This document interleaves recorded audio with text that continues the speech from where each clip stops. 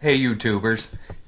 I love that we're putting these on YouTube and that they're completely available to the public, so that'll last until somebody writes an abusive comment, but we'll have fun until then. Okay, I'm really pleased with the quality of the recording. I didn't have my face on it before. Let's try one with my face on it. And this one's going to be a little bit shorter, but quite important, and one that I think is worth archiving on our course website. And that is analyzing children's speech production in terms of the systematicities that occur. So what do I mean here? Well, when a child makes errors, rarely are these errors random. So um, children are systematic in their speech production even when they don't sound like adults. And so one of the things that we can strive for in analyzing children's speech production is trying to figure out what are they doing systematically and systematically incorrectly. Now, traditionally, and by that I mean before about 1970, speech pathologists would talk about children's errors in very broad categories as either deletions when a child omits something like saying calf or cat, substitutions where a child substitutes one sound for another one, like a child saying tat for cat, distortions where a child makes a substitution, but the substituted sound isn't a phoneme of English. So here you can think about the lateral fricative in a kid who has a lateral lisp and might say something like he for C as a distortion, because we don't have the phoneme hl in English. Some languages have it, Zulu has it, Welsh has it, but English does not have it. And so that kind of a substitution error, those special substitution errors where the substituted sound isn't a sound of the language in question, in this case English, we call those distortions.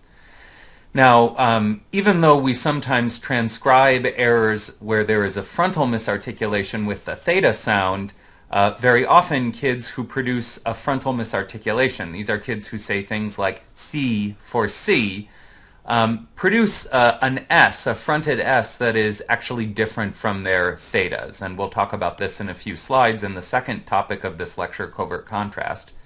And because the substituted sound isn't a phoneme of English, that counts as a distortion. Similarly, when children make R errors, we will often transcribe a W, but rarely does a child actually say something like wabbit. It's more often something like vabbit.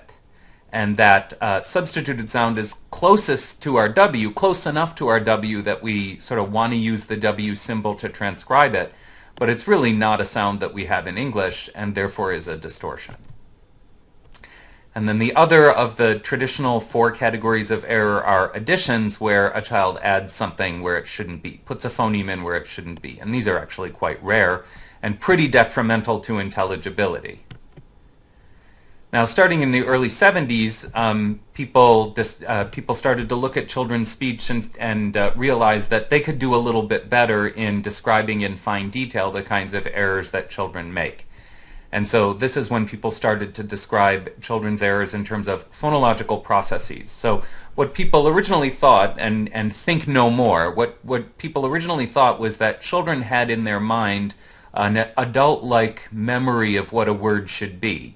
So they might have deep in their memory an accurate representation of the word cat that had the proper phonemes, the voiceless velar stop, the low front vowel, the voiceless alveolar stop.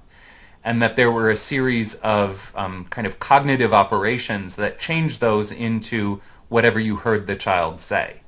And so we talk about these phonological processes as if they were sort of cognitively real and happening in real time, but sort of our understanding of the brain and the mind and just linguistic theory in general has evolved to where we don't really believe that anymore, but kind of the terminology of talking about phonological processes is stuck in that old way of describing them. So a good example of what I mean here is when I say a child omits a final consonant, that implies that the child knows that cat should end with a final consonant and sort of willfully omits it. And whether or not the child willfully does it or it just happens for some other reason is not really the purview of this course. This is a course on practice, not on theory. But when we say that a child has final consonant deletion, we mean that there are no final consonants where we would expect them to be given the adult's productions. So if you think about a child saying calf or cat, That would be a production expected from a child with final consonant deletion. I have a note here, how often do adults omit final consonants? Because one little clue about where this comes from is given by the fact that it's a pretty common fast speech process in adult speech. So very often the final sound in cat will be just a glottal stop or even just a little bit of creaky voice on the vowel. And if another word comes after cat, then the final consonant might be obscured by the word initial consonant that's in the next word. We say a child has cluster reduction when we don't see all of the consonants that we would expect to see in a consonant cluster. So we expect to see a s and a k in sky. If a child just says kai or guy, we'd say that's consistent with a child with cluster reduction.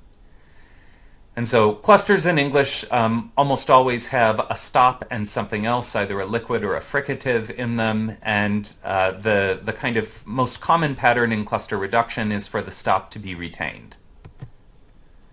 Sometimes the child sort of blends the two sounds, and I hate it when people call consonant clusters consonant blends because they're not really blending together. A true blend would be when a child tries to say the word play and comes out with something that's more like fey. So the F in fey retains the voicelessness and the bilabiality of the P in play, but the sort of continuant nature of the L in play. Another phonological process is unstressed syllable deletion, like a child deleting the initial unstressed syllable from another or giraffe and coming up with nother and wrath. And indeed, those initial unstressed syllables are far more vulnerable to being deleted than final unstressed syllables. A common error in English is stopping, where instead of producing the fricative that adults would produce, a child produces a stop at the same place of articulation. That's what homoorganic means. And there's an example of a word, these are actual transcriptions from actual kids, where the child has made a stopping error on the initial sound, but not the final one. Prevocalic voicing is where a consonant, usually an initial stop, is voiced prior to a vowel. So instead of saying cow, the child says something that gets transcribed as gow. Final consonant devoicing is where a word final consonant that should be produced with voicing is produced without voicing, as in tup for tub. This is another one that we see all over the languages of the world, including in many other Germanic languages. English is a Germanic language. Many of the other Germanic languages have final consonant final consonant devoicing all over the place, even in adult speech. So in German, the word for dog is spelled H-U-N-D, but is pronounced Hund. And then there are other forms of that word where it's followed by a vowel, and you see the voiced D. So that would be like, you'd say Hund, but Hunde. So little speakers of English are actually like adult speakers of German. Another phonological process, liquid gliding, is where the liquids R and L are produced as something that sounds like a y or a w. Now, if you think back to just a few slides ago, I told you that those are usually not really y's and w's, but something that just sort of is like that.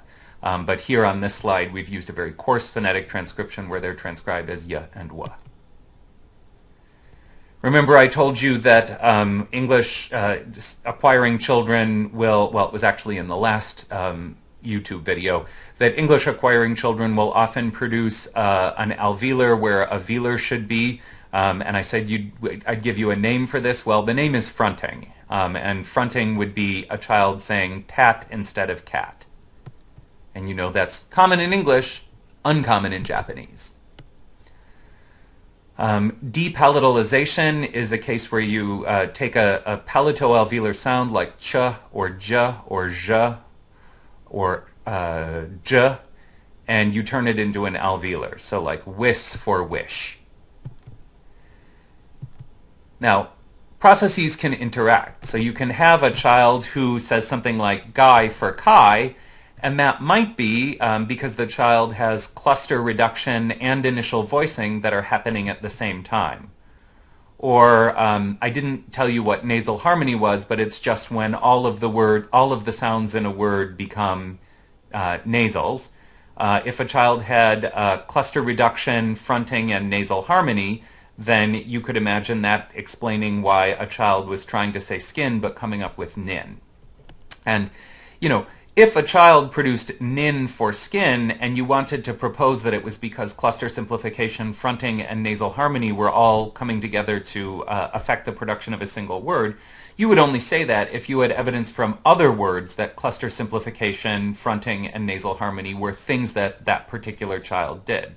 So you would want to see that child saying men for the name Ben, for example, as independent evidence that nasal harmony was affecting that child's speech.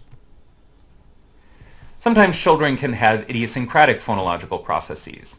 So you might imagine a child who, for all fricatives, substitutes H for all of those fricatives. And we could call that glottal replacement. We know that backing is common in Japanese. It's not so common in English, but you can imagine a child having an idiosyncratic backing process. They're acquiring English, but they've got the error pattern that's more characteristic of Japanese. Now, on this slide, I have sort of the philosophical, where do phonological processes come from and what do they mean? And the question, where do phonological processes come from, is sort of more of a theoretical question, and this is really a vocational and practical course.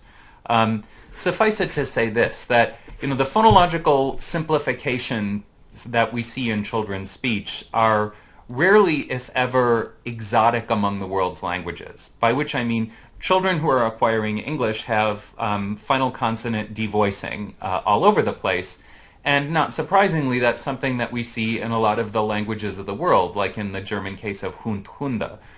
So it seems like children are kind of they're budding linguists, they're budding phonologists. They do things that seem to mirror the kinds of alternations that we see in sounds among the world's languages. And so wherever they come from, they seem to be sort of a natural part of human language. Now on this slide it also says, what do they mean? And when I say what do they mean, what I mean by that is when you say that a child has a phonological process, it means that you should be able to predict something about their pronunciation of words you've never heard. Don't fall into the trap, as so very many people do, of looking at a single pronunciation of a single word by a child and saying, aha, that child has fronting. If a child says tat for cat, but every other K sound is correct, then the child doesn't have fronting, because fronting doesn't suggest. Fronting is defined as the production of alveolars where velars ought to be. And so if a child has a fronting error, it should tell you something about all or at least most velar sounds. You don't look at a single word and say a child has a phonological process. A phonological process is a generalization about lots of words that the child says. Okay, our last topic here in this little lecture is covert contrasts. Well, what do I mean by this? I mean, sometimes we think children produce a substitution, but they really don't. It's just that we can't hear the difference between what children are, the sounds that children are saying. So oftentimes children will produce a contrast that naive listeners, or sometimes even trained listeners like you all, can't hear. So let's consider the voicing distinction in stop consonants. Remember back to undergraduate phonetics and speech science courses that stop consonants vary in their voice onset time, at least in word initial position. So you have sounds like the B in Spanish, as in baño, where the voicing starts before the lips part. So baño. We call that a negative voice onset time. In the B of English, like in my name, Ben, voicing begins right about at the same time that the lips part. Ben. And then in the word pen, in the sound that we symbolize phonemically with a P, there is a lag between my lips parting and my vocal folds vibrating. And we call that aspiration. We even have diacritics to transcribe it. So what a group of well, two people, Mackin and Barton, found in a pretty widely cited study from 1980 is that children can start out saying voiced and voiceless sounds, making no voice onset time difference between them. So in English, I'll go back to this slide. In English, we have a contrast between long lag sounds and sounds that have a zero or short lag. So in English, we have a contrast between pen and ben. Rarely in English do we produce things that have true pre-voicing, as in ben. And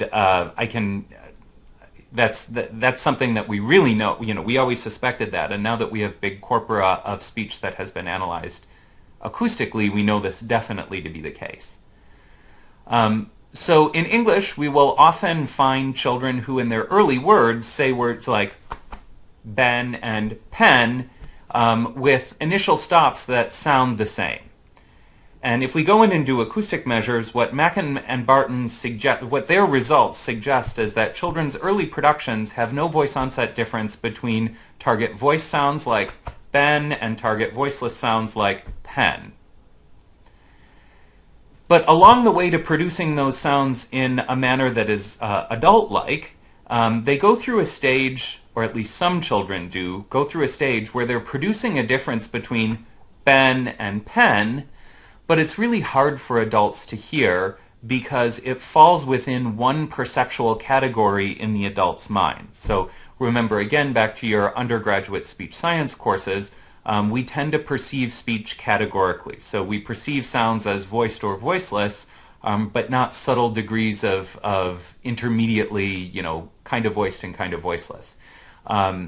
And the fact that we tend to be in that categorical perception mode some or all of the time means that if a child is producing a systematic difference, but it's within one of our categories, we're probably not going to hear it.